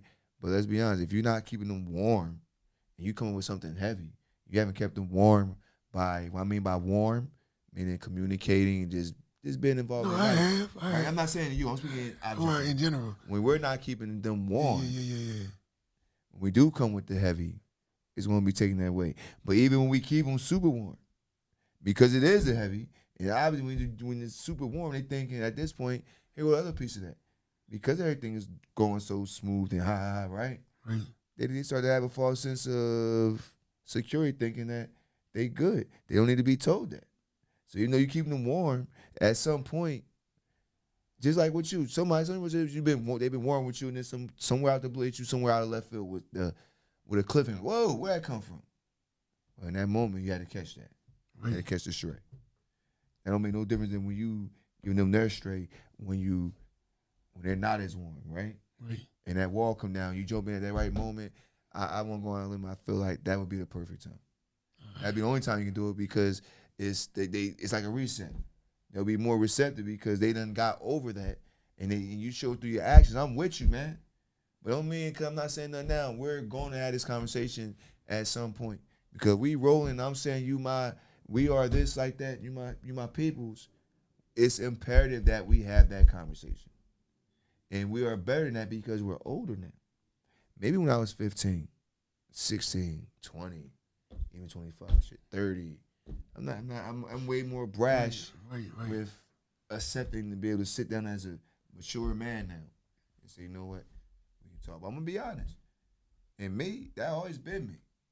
But I know everybody don't have that temperament. That is something that maybe was a gift from the Almighty, right? I ain't gonna take full credit and say I molded myself in that. My life experiences gave me some tools to navigate. The crazy thing, I always wanted to be critiqued. Yes. I always search for knowledge. Always. To me, it is always intoxicating. I need to hear what I'm not doing right. Yeah. One thing, I don't want to steer you down this path. Facts. We're in this rabbit hole right now, right? I don't want to be in a rabbit hole not knowing I'm making it even more difficult for you to understand something that's already complex, Indeed. which is the rabbit hole. Indeed. Being in life, once you become grown, I ain't talking about being, but when you become grown, we're all in the rabbit hole because you got to figure it out. That's it. Can I say something to the minders while we? The evolutionary minders, Billy Rick got something to say to you. Drop it on them. Grown ain't because of your age. No. Grown is your mental stability. Like how you can download information and pass information on. That's what grown is. Yes. So just because you 50 plus, that don't mean you grown. You're right. That don't mean nothing. It's just age. Yeah. It's an arbitrary number. Yeah. Because honestly, it's the way you move. Yes. All the time. Yes. So like I said, and that's the hardest part about with this phone that you would think that the older you get, it's easier to mend that. But because with the older we get, we become more stubborn and set in our ways. Complacent. Become way more stubborn. Yes. And set in our ways to the point that we become our own worst enemy. All the way through. Because when somebody's trying to reach you, all that trauma is going to make you be like this big rubber ball. And the more you add into your trauma, the bigger that ball is. It's really bouncing. Force field. To the point you got a force field. Now everybody in the family has to accept that person's ways because when I want to hurt that person's feelings. I find it to be very bogus. Because look, if I'm helping you with your life, right, and it's going to be beneficial to you, and the only thing that's going to, maybe a few days you be mad at me because I told you the truth, but what I told you, this truth is going to pretty much fortify you for the rest of your life and add years on your life, I'll take that. You can be mad at me all you want. Because if you know me as a man, the person that I am, what I stand on, you know it's only coming from one place and one place only. Right. And that's why it's easy for me, in a sense. I'm not saying the results come out the way, because they don't, because people are still stubborn. But I don't mind telling somebody, like, on it, once I go through this process where I'm making sure the force field. So where you at, right? Right. You said you know it's coming from the place of love. Yes. Right? Yes. If someone never received that is tough. True love, they gonna reject. How would they know what love really is? You gotta be consistent. And I'm gonna tell you how you know is when they're in their most imperfect moment. Even when you're judging, you still show ways that you're not judging them. You understand them. You reinforce with the right words. All right. So I know what you're going through. Might not be able to relate, but I know what you're going through, and I know it's not easy. I get that. This is what I always put myself in that position for them. Right. So I tell them where I was at. Mm-hmm. Right. The response would be, well, it ain't about you right now. It's not, but you're finding. See, this is where when they said they want to hear more. That's like a defense mechanism. Got you. They're trying to shut you up. Got you. So if you got enough notes after that, if you can't add to that, then they feel like, okay, you still me. Now as you start now, here we go. That is an open invitation for you to go a little bit more about how you can relate. You gotta find that trigger, that buzz, that relatability. Got you. And you say it. I never looked at it. And then they damn near say, dang, you know what? He just said the surface stuff that everybody say.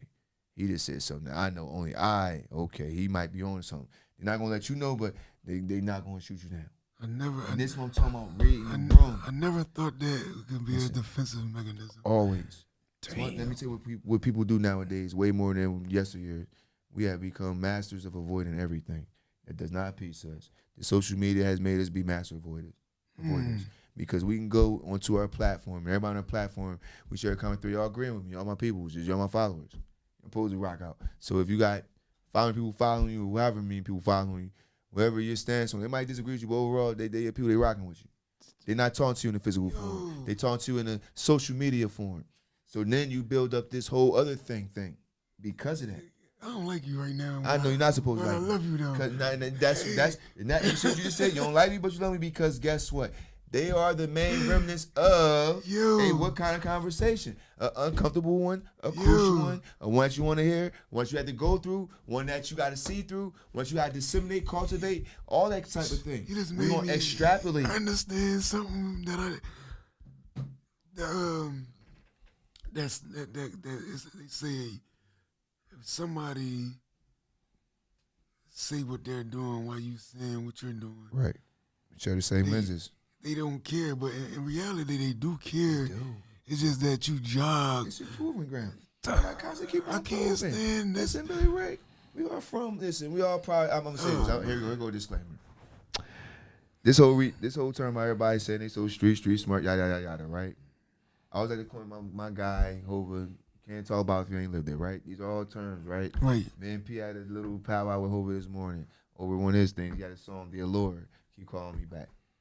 One thing about, especially in this room, especially with us black men, right. A lot of times people they look at the room, they don't think that certain people got that to them. Yes. It's always got to have that relatability, but I got to put on your skin. Right. I got to be the sheep that got to put on wolf's clothing for you to receive. Right. So if I come in with my sheep clothing, the respect factor, like, man, this man and woman know what they talking about. But I say this, God come in with your true self. I'm not breaking myself down to, once again, what I said earlier, to appease to you. So I'm going to be my sheep. I'm not going to pull on the wolf clothing so I can make it more relatable. But I'll say this, Evolutionary Minders, if you feel like that's the way where you can kind of get that breakthrough, but you got to be careful because you're not being yourself. Yeah. This is why I say it's important to pay attention. When somebody's rejecting, that means you really hit a vein. You don't run that. You just hear them because now you said something true, so now you have something to validate and dig deeper. Right. They will receive you. Right. But now, if you don't do this dance enough, it's hard for you to read that. See, I'm able to break things down in conversations like that because yes, I got schooling on it. Wait. That's why I say education is paramount. You damn right, it's very paramount. Because I'm able to take words and I can take a whole paragraph. In that paragraph, and say so much. When you break it down, there's always a second, third entendre with anything. A double, a triple, a fourth. A saying can mean 4 different things depending on the audience that you're putting out there. Yes. I say go get it. Street boys to go get it could be hustling. Go get it. That could be meaning, you know. It can be a first down. Go right. Go get it. Yep. All right, that's the girl you had a crush on this time. Go get her. Yes, sir. Go get it. Universal. That's job. I gotta get my head in the morning. I gotta get my head right this morning. So make sure I got all my questions together. So I'm in this interview. I'm gonna go get it. But you see that basic phrase, and they're all in realms that could be crucial conversations. Yep. Right? True story. I like that. Right? I like that. It's so easy to do. Once again, cause it got nothing to do with your DNA. Nothing. Dang. How many times I proved this to y'all evolutionary minders? This is DNA driven. So here we go. I'm going to put my magnus opus out there on the floor right now. Right? My big grandiose idea. That's what I mean by magnus opus. That's just a grandiose idea. One thing. Go ahead, P. Talk What to do me. you think someone has to have to be able to be held accountable? Something that we as men Don't have right now. I'm not going to say don't have.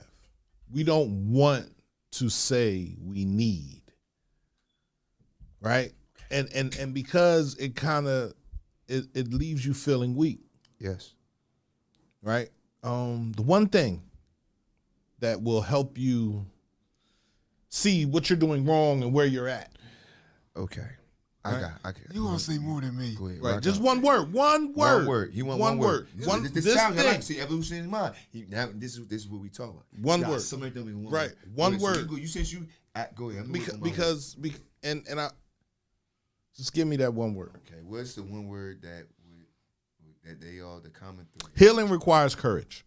Okay. You say courage. Go ahead. Right? No, I'm not saying. I'm just saying these are the things that it requires. Healing requires courage. Indeed. Choosing to speak hard truths with love, right? Yes. What does a person need to be able to accept a hard truth about themselves, right? Without getting mad or frustrated or. Honestly, it's a 2-word piece for me. Okay, go ahead.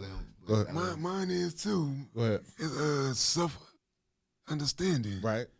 Well, that's one. Mine is gravitational force. Gravitational first. For me, it's vulnerability. Okay. Now let's talk on those 3 things. You feel me? Like vulnerability is allowing yourself to be hurt.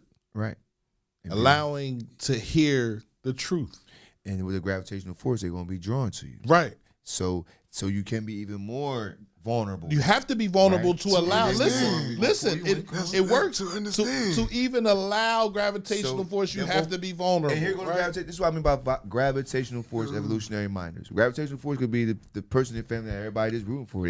They got an uber talent, but for some reason they just never hit that talent. But everybody just live off of that. They can be 75 years old now. They still talking about this person's talent from when they was 25. But for some reason, they was able to skate through the whole family thing. They always got praised up. Right. It's okay. The gravitational force could be maybe that it could be a dope deal in your family. Right. Everybody's messed up. When they come through, we know when such come through, man, we gonna eat well. Right. We up. Right. We all the way. We's up. Right. We get down to our down south talk. We's up. And then when he fall, see, when he falls, gravitational force is there because there's a void that's missing that's not been, unless somebody gonna step in and do it. But everybody not gonna do that because that person is so genuine with what they do.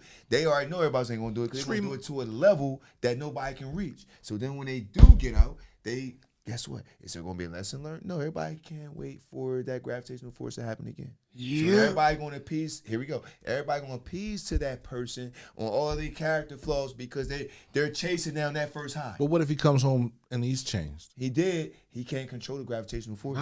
Because here we go. We're not even gonna let you change. Reputation precede thyself. Yes, it does. And it's even more prevalent. Forget the street. It's more prevalent in the household. I've changed. Good. I came home changed. Power to you. How long that transition take? Huh? How long that transition take? Did you come out straight from the back? 18 months, boy. 18 months. Okay. 18 months. I was up that joint. So here we go. I said I'm not going home So the here we same. go. Listen. I'm not going home the same person that walked in. That's a goal. You feel me? That was my goal. You feel me? Right. Like I was up there, motherfuckers like, What's up, P, man? What's going on, man? Why you always look like you thinking about something? Nigga, I'm thinking about what I'm going to do when I get home, nigga. You can't get caught up in that. Oh, no, yes, the fuck I can. I don't want to get caught up in this. The transactional and, look, the gravitational pulls in there were strong as well. You know what's so crazy? Like, so many people accept that environment, right? Oh, no, not me. So many people accept that environment that you critiquing yourself to do better before you touch the street. We are harshest critics. I signed up for every drug. So I was a smoke. I was a junkie, bro. That's what they do, though. Basically. They wait till they get to the streets to try to critique. No. See, you had a pre-plan. Gotta have a pre-plan. You had a pre-plan, bro. My dad always says proper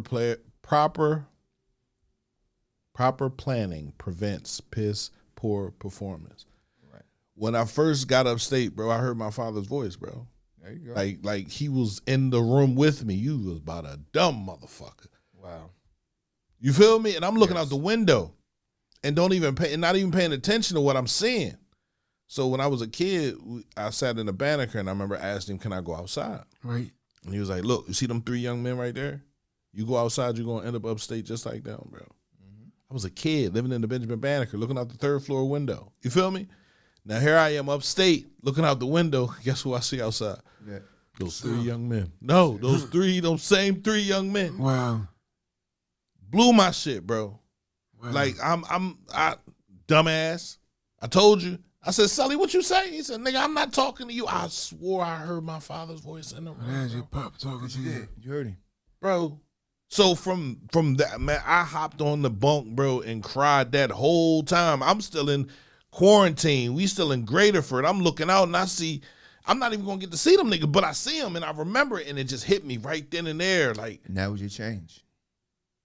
That was you burning burning the ashes off and rising like the phoenix when you came out. Bro, so from there, it was like, no, I can't go home the same person I was.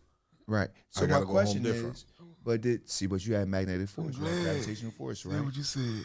Right, we gonna talk about them ashes. I know I did that on purpose for you. Right. I say that for the Billy the Rick. Right. Over here, but for you, P, you know that magnetic force was still there.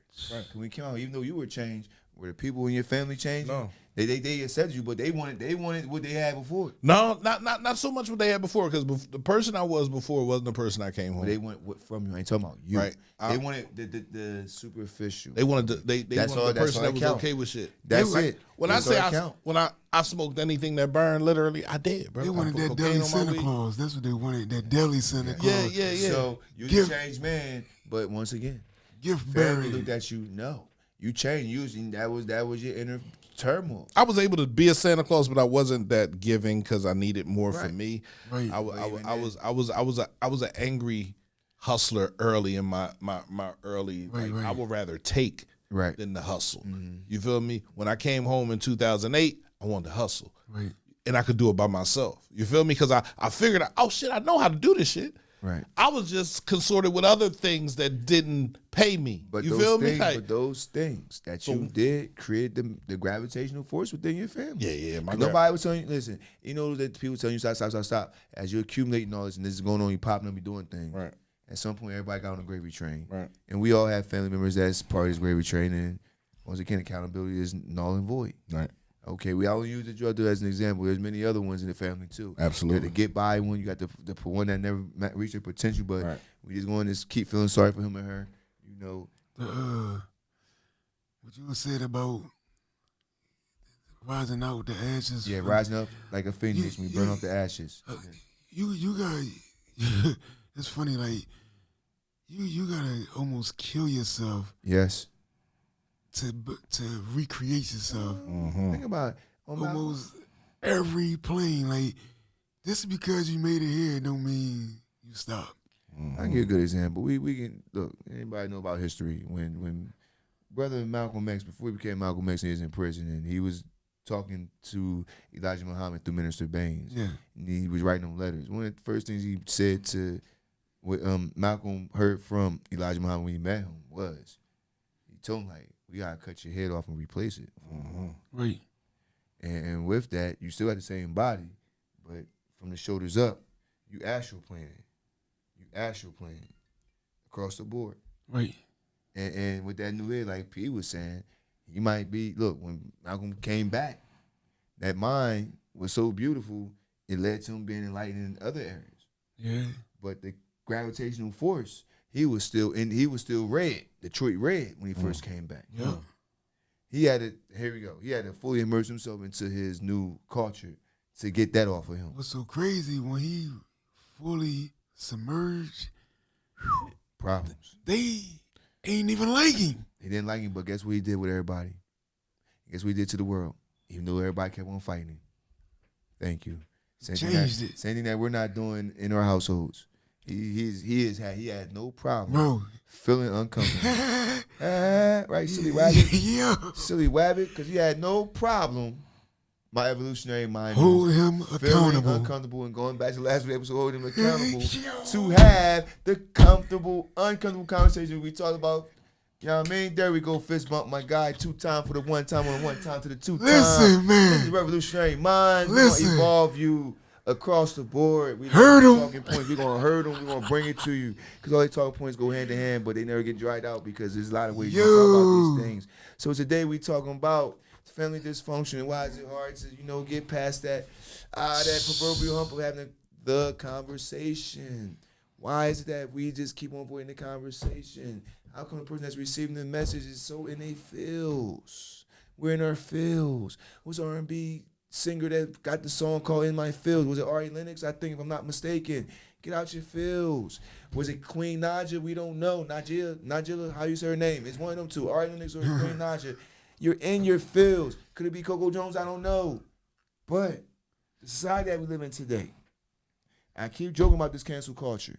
It is a real thing because it takes away the freedom of being raw with somebody, even though it is handled with baby gloves. I can come at you raw with baby gloves. You can say, what's up, bro? It's a lot of tones out what's up, bro, can come with. Right. Hey, what's up, bro? Right? Right. What's up, bro? Different. Or pretty much you're the better one. We know the tone is really set, bro. The one I like is like, damn, bro. Like, says so much in so few words. jeez. Right.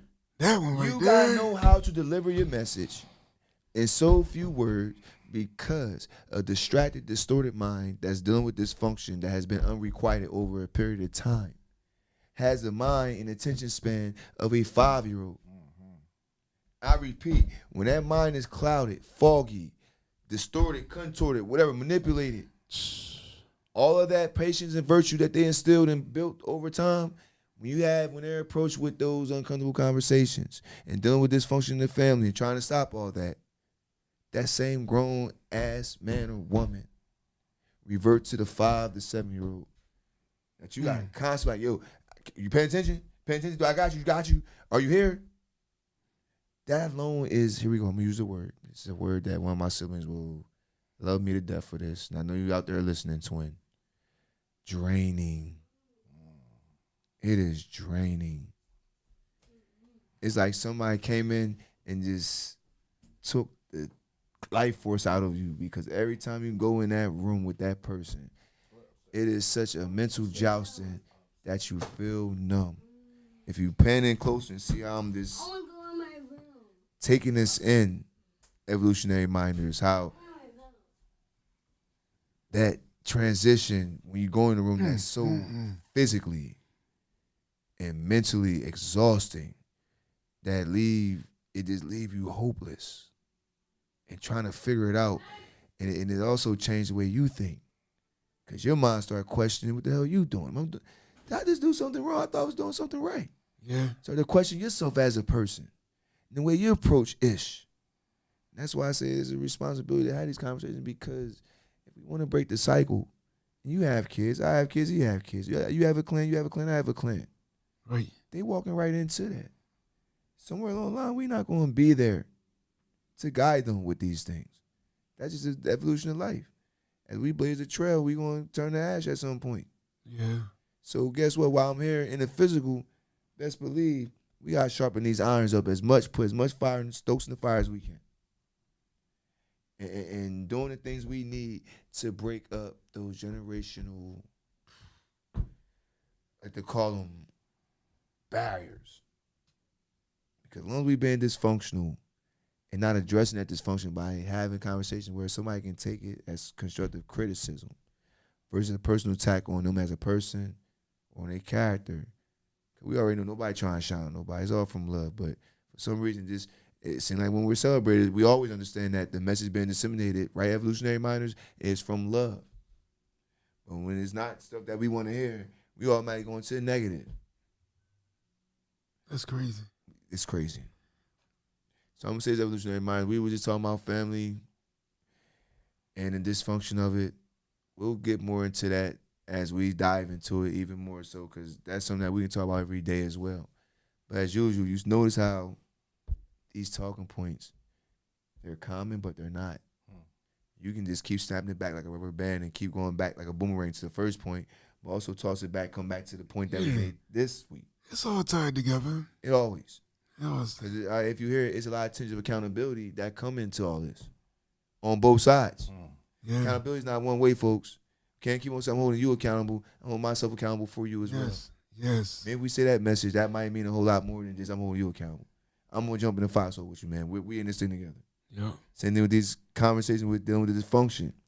Family, y'all got to have the conversation. Stop texting and getting in small groups and or going to other people with friends and outside people seek solace. You need to get within your family. You love them first. They're your blood. I tell you this, when they're dead and gone, I love to see how strong your stance is at the funeral. Thanks. There you go. I'm just going to be as powerful as that. Because if you really want to draw hard stance, don't come to the funeral. You ain't missing nobody. You can beef with that person. They ain't around you, right? When they grown, you crying, you want to jump in the grave with them. You want to jump in the casket. No. Stay away then. If you don't want to work on yourself and get that person flowers because they trying to help you out, you just better off just cutting off all ties. It's a moot point. Because why even bother? And we all know that's not true. No matter how much you're going through it with a family member, when that person pass over, that same person you've been going through it with, they be the main ones putting on the biggest crying. So True. We need to stop that. Look, I'm gonna share something with y'all, right? Go ahead, talk to me. Billy Rick, the rabbit. When I was younger, my friends and I, we used to steal cars, right? Okay.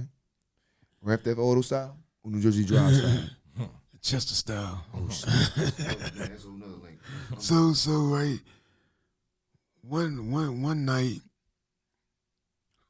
I was at my grandma's house, and we made this recording on Thanksgiving. Okay. Fast forward, my homies wound up stealing my grandma's car, right? Oh, karma. So Came back heavy. yeah, so I come to the crib. So they like, hey Rick, we got this camcorder, but we need a charger for it. Pete, I'm oblivious Oh, oblivious. that they stole my grandma's car, Right. and they see me on this camera, so they know that my grandma got the charger. So they like, we need a charger for this camera. Boom. I was like, yeah, I know where I can get a charger from. So I walks to my grandma's house. I was like, yo, my friend's got a camera like yours. Wow. Can I borrow your charger? Boy, you know your friend stole my car. I don't. Wow. How did you feel in that moment? Man, I felt like What's if you could sum up your emotion in one word? like I was oblivious. Like I didn't know nothing. I didn't know nothing. But It's caught off guard. Your feet was way up. but I got looked at as a thief in the family. Because pretty much you was the one that lined it all up. So to them, exactly. So to them, I was a thief, but none of them could ever say what I You stole. from them, right. But because you was affiliated, once again. Yeah, so I'm like, damn. So it took a long time for That's me. dysfunction in its own right, too. Me and my grandma to have a one-on-one. Wow. We had a one-on-one at her sister's house. So I'm like, Grandma, you actually think I would steal from you? She said no in my face. I don't know what she said Right. to everybody else, though. You know what I mean? And it's the first time this lady in her life wanted her wallet and gave me some money. Ah. Wow. That same day. Damn. How'd that make you feel? Man, it made me feel good. Because you still saw good in you. Yeah. And technically, you really was oblivious. Yeah, I But like to the public eye, nah, you used the mastermind. yeah. Yes. So that a family that used to love me up to that point, like, turned their back on me, bro. It's a gravitational force that you lost. Like, I'm like, damn. So everybody got, like, don't go around Ricky. Don't do this with Ricky. Once again, you can have the gravitational force where everybody want to be around you. You can have the opposite where they don't. So it really made me an animal for real. Good. Well, you learned. Like, Well, you took it and you sharpened that and made it, and that you weaponized it to work for you. Yeah. Right? And a lot of people when they're dealing with trauma, especially with dysfunctional families, they use and weaponize it to go against the family. You took it as a way of, let me get more into myself. You can correct me if I'm wrong. Let me get one with myself even more because I see just how important it is. I care about my reputation. Yeah, you within really, all circles. You really gotta be careful who you Yes. put yourself around because It's real. even if you're not doing what they're doing, Yes. you're gonna get that charge regardless. That's it. In Evolutionary Mindz, that's the main thing that we need to pay attention to more, is that charge that we get. Yeah. Because when you put something out in the universe, there's going to be a charge you're getting back. And you know, and honestly, we can always pinpoint what charge you're going to get back. How do we handle that charge back so we can keep that communication evenly yoked? Because in the beginning, the charge back going to be strong. When they start to trust you, start to slow down, then eventually they just stop. Yeah. They hear you. I think we just need to stop giving up or allowing our frustrations to take precedence over the modus operandi. Like, we lost a lot of fighters, bro. Well, it's draining. Once again, being in that room is draining. We lost a lot of fighters. Like, exhausting. People don't fight. They don't fight for the good no more. I'm putting my cloak on to shield me from all of the. Yeah. I'm tired. They ain't gonna fight for the good no more. I'm tired, man. This is what depression look like. Okay, this is what it looks like. Yeah. This is what it looks like. We can really take you to these places like, and I'm saying that for a reason because families that deal with dysfunction like that, this is where it pulls people at that nobody's aware of.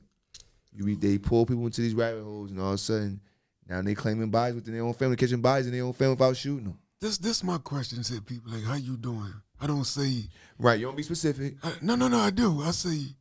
I put it in terms like how you doing physically, mentally, and spiritually. Well, because here you go. Like, you're leading it so they can pick and choose where they feel comfortable. Yes. Once again, that's an awesome gift. And what Billy Rick did just show with everybody, Evolutionary Mindz is that when you set guiding statements, right, it also make approaching somebody in that dysfunctional light somewhat easier. Right. We can all agree that in the beginning it's not easy work, right? We can say that it's not easy work.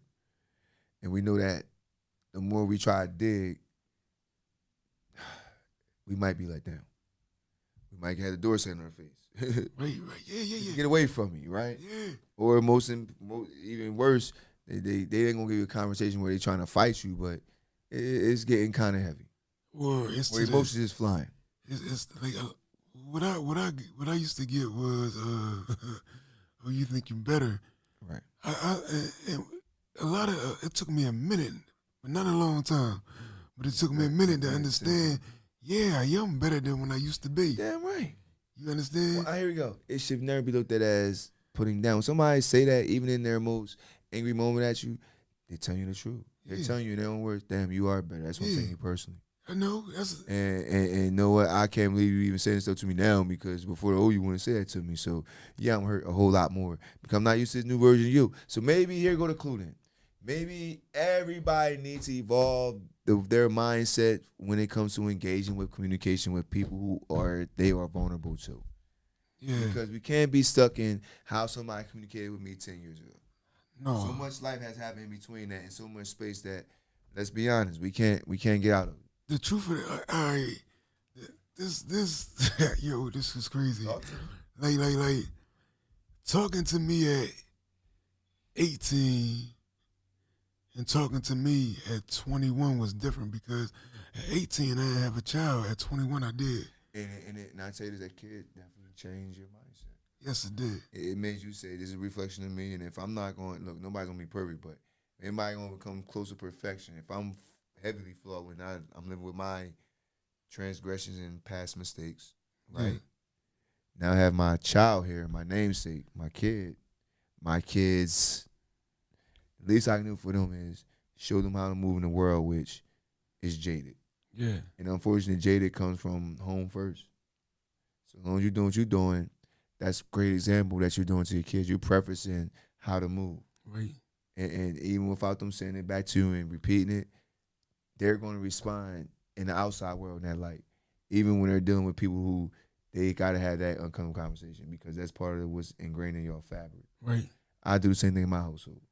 My kids do have the liberty to talk, but not the liberty to talk back to me. But when it comes down to expressing oneself and whatever, I'm giving you that platform to go ahead and speak. That's a beautiful thing, Gotta bro. be. I'm telling You you. need to be in the know. Yeah, like Gotta yo, be in the know. It's important to be in the know. yeah, like they funny when they like expressing themselves to the fullest. Yes. They very funny. They Like trying to process their information and say it in Yes. a way which we understand. Yes. It's funny because they're not there yet, and the shit. Yes. Excuse my French. The stuff they be saying, yeah, bro. Like mind blowing. shh. Listen, no weed, no alcohol. Straight conversation. So I even stopped smoking cigarettes. So it's like everything, You're awoke. man. You have way more ownership of where your headspace is at with things because it's no longer distorted or convoluted with all the extra white noise. Yeah, And now you're having the clarity that you never felt before, right? feel It's good. making you deal with even the dysfunction in your corner a whole lot better now Yes, than you would have handled it 20 years ago yes, or even yes, 10 years ago. yes, It's called growth. yes. Listen, nobody said we're going to get it from the initial. I know I got a lot of growing to do. Shoot, we all do, right? For better or worse, I feel like life ain't worth living unless you learn something new every day. I don't know if you've reached this level yet. Go ahead, talk to me. Like I can share it with you. If you know what I mean? anything that like making me waver. You're not messing with it. You're moving away. Yeah, because I see or I come to realize force is only used when you need to remove something That's it. that don't want to be removed. So how about this? Having the wherewithal to be able to see these things 10 steps ahead before you get right up on it. You'll feel it. Yeah, you feel it. Like I'm a person that says, I always say, I don't like the energy. I know. Yeah. I receive certain people. Because I know that, one, I don't want to have to deal with all of that goes with that once I'm into that ring with that person Right. or that arena. True indeed. So if I'm going to have a conversation with somebody that's in my family, I'm choosing because it's some dysfunction there and whatnot. I know he's my son at work. I got to tell him when he got in a moment. But anyway, like when we have them conversations, it's like I got to address that across the board. And there's nothing wrong with me addressing the way I'm addressing it because for better or worse, you know where I stand at. Right. And that's the most important thing that's essential to these things. The person you having these conversations with, they got to know the person that's saying these words. And they got to always connect to that person because if they know they can connect with that person, you know what I mean, it's all good. Right. It's when they don't know. They don't know your intentions. Or they think that maybe they haven't read you because it's been a while, you haven't been warm on them. You know what I'm saying? We're good. And there's going to be a problem that we're not good. So you're already coming in with misunderstood information. So it's our responsibility, evolutionary minders, to make sure, and once again, I keep on saying, you got to disseminate information correctly. Right. I know how to approach. I hear keywords. You got to be patient. It's like playing double dutch. You don't just jump in double dutch. It's a game. Right. You know what I mean? So, you know what I mean? Across the board, we got to do what we got to do. We got to step up to the plate, handle our business. You know what I'm saying? And know that it is our responsibility, for better or worse, especially when it comes to the family. That's something that we got to deal with. So, how would you like handle a know-it-all? Let them talk. That's it. What if they ain't talking? They always want to say something. What if they ain't talking though? As long as they hear you, they still processing. All right, say less. Somebody can't hear you. Unless they sleep, a person hear you.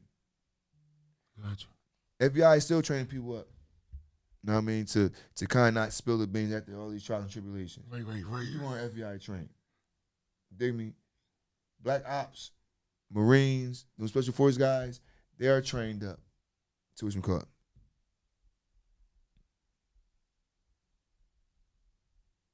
And that's it.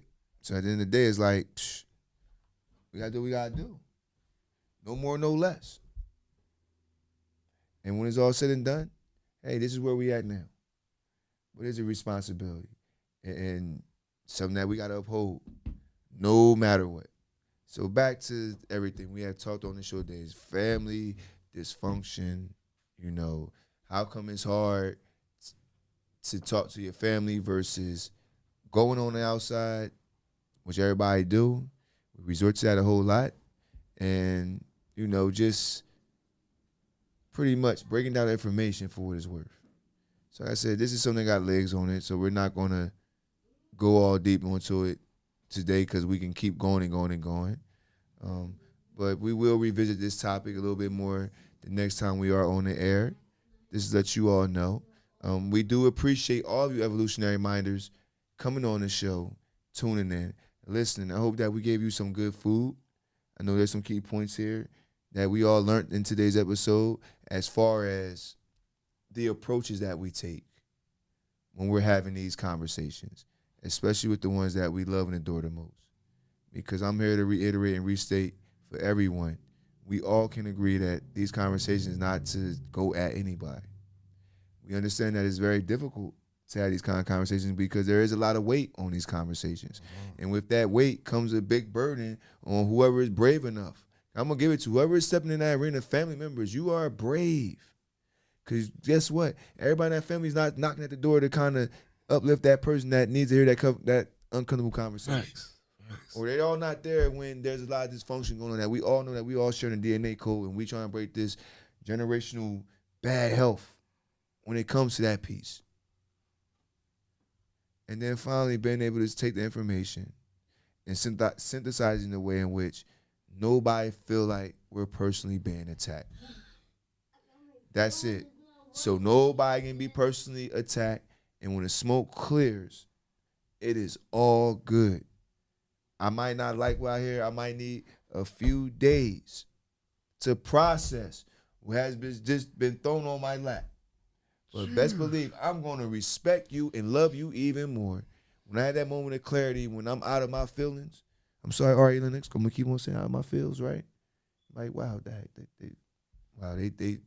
he or she they were speaking to me. And the hardest part, I'm gonna close it out with this, is for that person that's received that information to admit when that person had made a breakthrough. Because last thing we want to tell somebody is, you're right. Yeah. We're not doing it for that. Like with this show, we don't do it for likes. We just want to give somebody some good food. Yeah. And this is how we got to give the good food to our family. So that being said, Evolutionary Minders, we're going to close this episode out with some parting shots from both the raw and uncut version of what Uncle P want to say, but also just getting back to that rabbit hole to close out with Mr. Billy Rick. So I'll start off with you, Uncle P. I'd like to close out this show with some few parting words to our Evolutionary Minders and everybody else who was listening. No matter how you were raised, no matter what you learned, you have to break the cycle. That's it. That's it. We have children out here that are suffering. We have adults that are suffering. You feel me? And we have to learn to be able to have these conversations, as hard as they may be. Facts. As real as they may be, as much as they make you look at yourself and understand yourself and your actions and the way you do what you do, we got to break the cycle. That's it. Right? There's so much that is disrupting us moving forward, right? I don't want to get too deep into it because I know we're gonna touch on it. We're gonna touch on it. But I think on our next conversation, I want to talk about the mindset of the black men 400 years past slavery and why we really haven't changed. Okay, great talking point for next episode. That will tie. That technically will tie in all three with all this, right? Because that'll be our next episode. It's all relative. It's already green lit, right? That'll be all. That'll be a 4-piece, right? Yeah, 4-piece. So came out hitting them hard. We need to understand that vulnerability is not weakness. That's it. Yo, that's being beautiful. Vulnerable, you see why I love y'all? Being vulnerable is not a weakness; it's a strength. In that's all it. actuality. And I'm vibing with you. You know why my face lit up? Wow. Go ahead, talk. Because my closing was going to be, I encourage us We're in to a rabbit hole turn right our now, Billy weakness Ricks. into a strength. There you Yes. That's why I say like Right. being vulnerable is not a weakness. It's not. It's actually a strength Right. to you understanding that you know who you are. You know There who we you go. are. You know where Right. you're hurting. Yes. Being vulnerable is knowing that where you hurt. And Yes. being accepting vulnerability is knowing, listen, if she shoot me here, that's gonna hurt. Yeah. Well, I'll get But over it. if she doesn't shoot me here, I won't learn I how to won't. love her. That's it. Right? A lot of the pain that we feel, yes, it hurts, but it's teaching you something at the same time, right? It's Moments. twofold. Right? You can't get away. You can't get out of a teachable moment. If you get knocked upside the head by somebody walking down the street 3 o'clock at night, guess what you learn? 2 things. 1, don't walk down that street 3 o'clock at night. Not that one Number 2, anyway. and number 2, don't trust nobody walking behind you. Turn around and Yes. say, yo, why you walking behind me like Yes. that? Right? It teaches you, and you learn from the head trauma that you receive. So being vulnerable is not a weakness. It's not. It's a superpower. It is. And I need more of my brothers to understand that. And I Right. need more of my brothers to talk to their brothers and help their brothers, because we might act like we got it all together, but we really don't. And we also need to kind of compound that. We also need our sisters to. I'm not Also talking to be- the I know. sisters. I don't even know why I'm not Uncle talking to P, the sisters. Go ahead, talk to me. Because I can't talk to the sisters. 'Cause Because you're not one. they on a different planet. Right, but I'm just I saying. can only talk to the men True, that are on right. the planet I that got are in you. war with me, fighting every day. You're going just to to carry be the able to- revolution so we Right. can have the evolution. I love our women, and I understand our women. Our women need to have a conversation with their women. You Yes. feel me? Like, we need to have a conversation with our men, because I can't tell a woman how to be a woman. I Right. can't. I can't. As much as I have 6 daughters and I try, I can only tell them how to be loved and how to love a man. So, Sister Soldier, if you out there listening, Right. Hey, go round them up.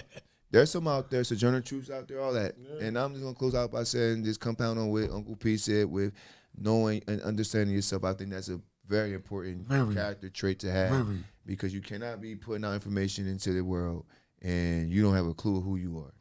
very. Really, you walking that person on a labyrinth. You don't know that that's a big maze that normally you get in the labyrinth, you're not getting out. You're trapped. And then going back to what Billy Rick said in regards to being vulnerable. Because if you understand yourself a whole lot and you're totally in tune with yourself, evolutionary minders, the next step is being able to channel that piece that you don't feel as comfortable with. That is feeling very, very, very, very vulnerable, and I must say transparent to the company that you are sharing this vulnerability with. Yes. And I think these are 2 good stepping stones. And yes, a good talking piece is what Uncle P said earlier.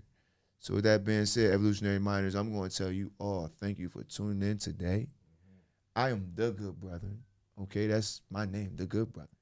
And I'm glad that you spent this time just evolving on today's topic. Hope you was able to get something out of it. It's tough. I just recommend that you all just try something as a starting point. So with that being said, I'm going to say peace to all of you. It's been awesome spending this morning. Now we are now in the afternoon, so good afternoon. Hope you all enjoy this beautiful weather today. It's Go lovely Birds. outside, huh? Go Birds. Go Birds too. You already know. Have a good weekend. 3-0. That's what's coming. Rams, we coming for you. You already know. Come down. We're going to give you the bird hospitality. We gotta go to L.A. We in No, L.A. they come to us. They here? They back here. Oh shit. So back to this here, folks. Dang. I am the good brother with Uncle P Yes, sir. and Billy Ricks, coming to you from Revolutionary Mindz. Until then, enjoy the rest of your weekend. We'll spend time with you next week. Peace.